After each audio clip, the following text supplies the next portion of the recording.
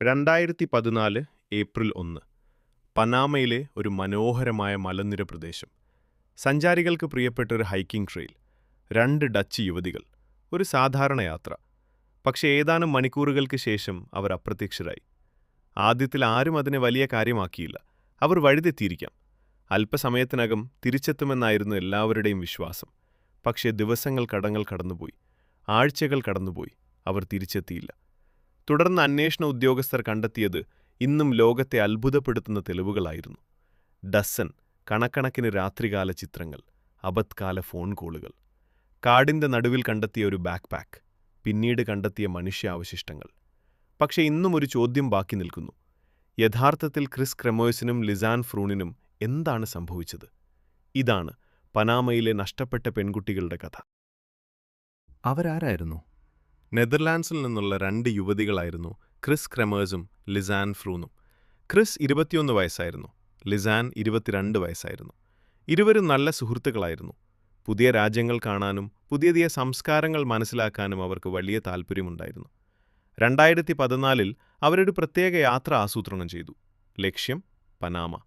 Spanish ഭാഷ പഠിക്കുക, പ്രാദേശിക സമൂഹവുമായി ഇടപഴകുക, സന്നദ്ധ സേവന പ്രവർത്തനങ്ങളിൽ പങ്കെടുക്കുക, അതോടൊപ്പം ഒരു മനോഹരമായ സാഹസിക അനുഭവം സ്വന്തമാക്കുക.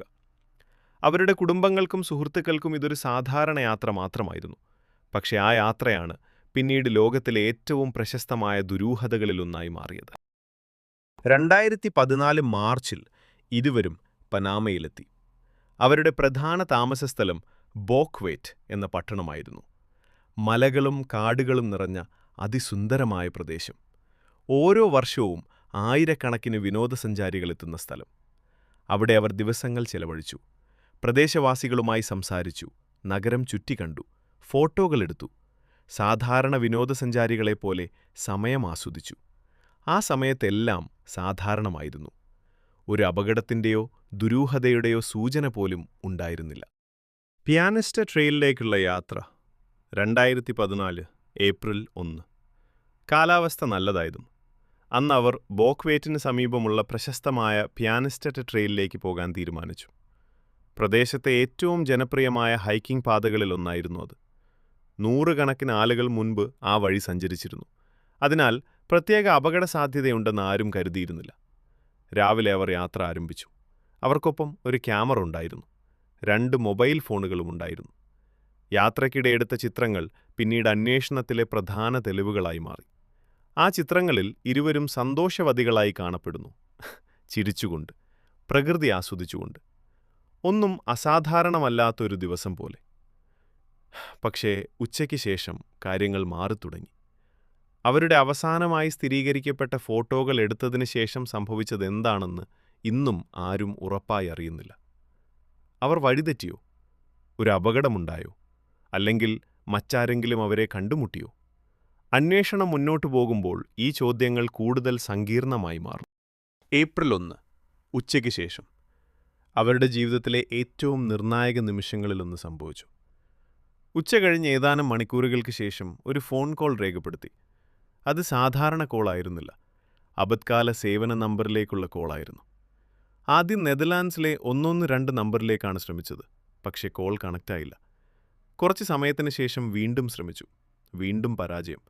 അടുത്ത ദിവസങ്ങളിലും നിരവധി തവണ അബദ്കാല നമ്പറുകളിലേക്ക് വിളിക്കാൻ ശ്രമങ്ങൾ നടന്നതായി പിന്നീട് കണ്ടലിൽ നിന്നാണ് ലഭിച്ചത്. ഇത് അന്വേഷണത്തിൽ വലിയ ചോദ്യങ്ങൾ ഉയർത്തി. അവർ ശരിക്കും വഴിതെറ്റിയിരുന്നോ? അവർക്ക് പരിക്കേറ്റിരുന്നോ?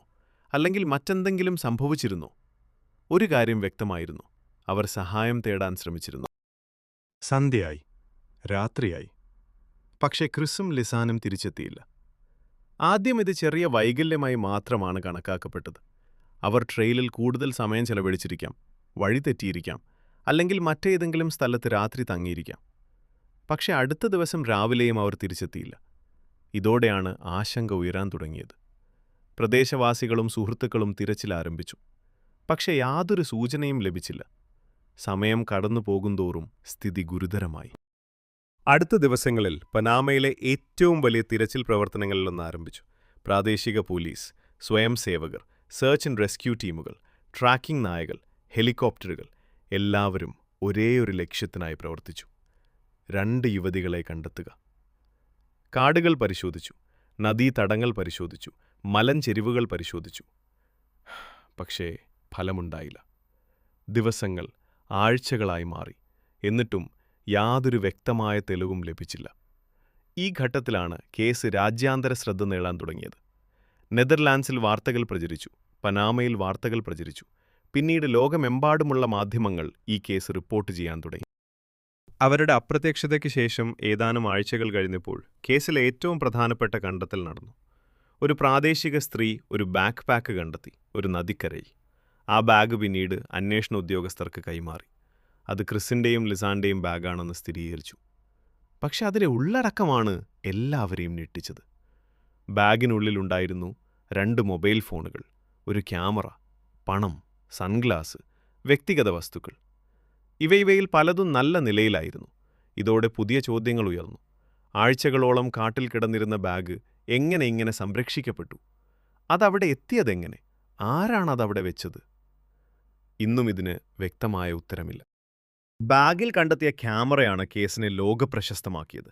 കാരണം അതിലുണ്ടായിരുന്നത് വിചിത്രമായ ഫോട്ടോകളായിരുന്നു. ആദ്യം അന്വേഷണ ഉദ്യോഗസ്ഥർ സാധാരണ വിനോദയാത്ര ചിത്രങ്ങൾ പരിശോധിച്ചു. പക്ഷെ പിന്നീട് അവർ മറ്റൊന്ന് കണ്ടെത്തി. രാത്രിയിലെടുത്ത ഡസൻ കണക്കിന് ചിത്രങ്ങൾ, അന്ധകാരത്തിൽ, തുടർച്ചയായി, ഒരേ രാത്രിയിൽ.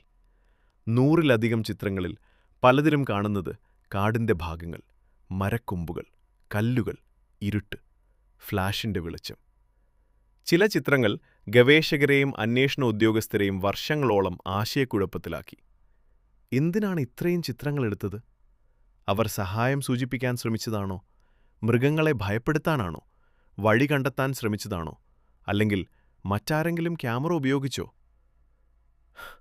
ഇന്നും ഇതിന് അന്തിമ ഉത്തരമില്ല. ഫോണുകളിൽ നിന്ന് ലഭിച്ച വിവരങ്ങളും അത്ര തന്നെ ദുരൂഹമായിരുന്നു.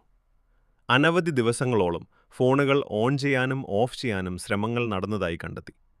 ചില സമയങ്ങളിൽ ശരിയായ പിൻ നമ്പർ ഉപയോഗിച്ചിരുന്നു, ചില സമയങ്ങളിൽ തെറ്റായ പിൻ നമ്പർ നൽകപ്പെട്ടു. ഇതാണ് വലിയ ചർച്ചകൾക്ക് കാരണമായത്. ഫോൺ ഉപയോഗിച്ചത് ക്രിസും ലിസാനുമായിരുന്നു, അല്ലെങ്കിൽ മറ്റാരെങ്കിലും? അന്വേഷണത്തിൽ പല അഭിപ്രായങ്ങളും ഉയർന്നു. പക്ഷേ ഉറച്ച തെളിവുകൾ ലഭിച്ചില്ല. ഒരു കാര്യം മാത്രമാണ് വ്യക്തമായത്: അവർ അപ്രത്യക്ഷരായ ഉടനെ ഫോണുകൾ പ്രവർത്തനം നിർത്തിയില്ല. ദിവസങ്ങളോളം അവ ഉപയോഗിക്കാൻ ശ്രമങ്ങൾ നടന്നിരുന്നു. ബാക്ക് പാക്ക് കണ്ടെത്തിയതിനു ശേഷം അന്വേഷണം കൂടുതൽ ശക്തമായി. അതിനു പിന്നാലെ മറ്റൊരു നിർണായക കണ്ടെത്തൽ നടന്നു. പ്രദേശവാസികൾ ചില മനുഷ്യാവശിഷ്ടങ്ങൾ കണ്ടെത്തി. പിന്നീട് നടത്തിയ പരിശോധനകളിൽ അവ ക്രിസ് ക്രക്കർമേഴ്സിൻ്റെയും ലിസാൻ ഫ്രൂണിൻ്റെയും അവശിഷ്ടങ്ങളാണെന്ന് സ്ഥിരീകരിച്ചു. ഈ കണ്ടെത്തൽ കുടുംബങ്ങൾക്ക് ചില ഉത്തരങ്ങൾ നൽകിയെങ്കിലും അതോടൊപ്പം കൂടുതൽ ചോദ്യങ്ങളും ഉയർത്തി. കാരണം കണ്ടെത്തിയ അവശിഷ്ടങ്ങളുടെ അവസ്ഥയെക്കുറിച്ച് നിരവധി ചർച്ചകൾ പിന്നീടുണ്ടായി. ഫോറൻസിക് പരിശോധനകൾ നടന്നു, വിദഗ്ധർ തെളിവുകൾ പരിശോധിച്ചു. പക്ഷേ കേസിൻ്റെ എല്ലാ ഭാഗങ്ങളും വ്യക്തമായി വിശദീകരിക്കാൻ കഴിയുന്ന ഒരു നിഗമനത്തിലേക്ക് അവർക്ക് എത്താൻ സാധിച്ചില്ല. ഇതോടെയാണ് ദുരൂഹത കൂടുതൽ ആഴത്തിലായത്. അന്വേഷകർ എല്ലാ തെളിവുകളും ഒരുമിച്ച് പരിശോധിക്കാൻ തുടങ്ങി. ഫോൺ രേഖകൾ, ക്യാമറ ചിത്രങ്ങൾ, ബാക്ക് പാക്ക്, അവശിഷ്ടങ്ങൾ, സാക്ഷിമൊഴികൾ, ഇവയെല്ലാം ചേർത്ത് ഒരു സമഗ്ര ചിത്രം രൂപപ്പെടുത്താൻ ശ്രമിച്ചു. ചില വിദഗ്ധർ അഭിപ്രായപ്പെട്ടത് യുവതികൾ വഴിതെറ്റിയതാകാമെന്നാണ്. മറ്റു ചിലർ കരുതിയത് അവർക്ക് പരിക്കേറ്റിരിക്കാമെന്നാണ്. എന്നാൽ ചിലർക്ക് ഈ വിശദീകരണങ്ങൾ പര്യാപ്തമല്ലെന്ന് തോന്നി. കാരണം കേസിൽ ഇപ്പോഴും നിരവധി അസാധാരണ ഘടകങ്ങളുണ്ടായിരുന്നു. അതുകൊണ്ടാണ് ഈ കേസ് വർഷങ്ങൾ കഴിഞ്ഞിട്ടും ചർച്ച ചെയ്യപ്പെടുന്നത്.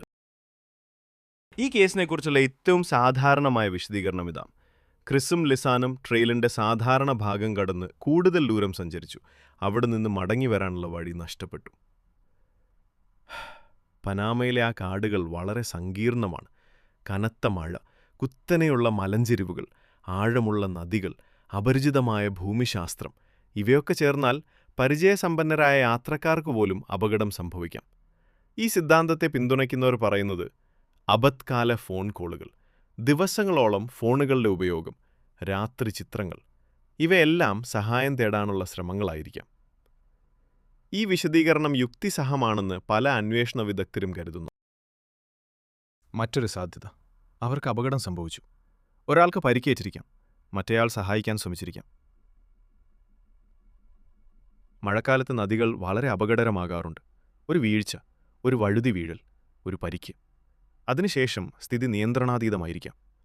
ഈ സിദ്ധാന്തം പ്രകാരം ഫോൺ ഉപയോഗവും രാത്രിചിത്രങ്ങളും ജീവൻ രക്ഷിക്കാനുള്ള ശ്രമങ്ങളായിരുന്നു. എന്നാൽ ഇത് തെളിയിക്കാൻ കഴിയുന്ന നിർണായക തെളിവുകൾ ലഭിച്ചിട്ടില്ല.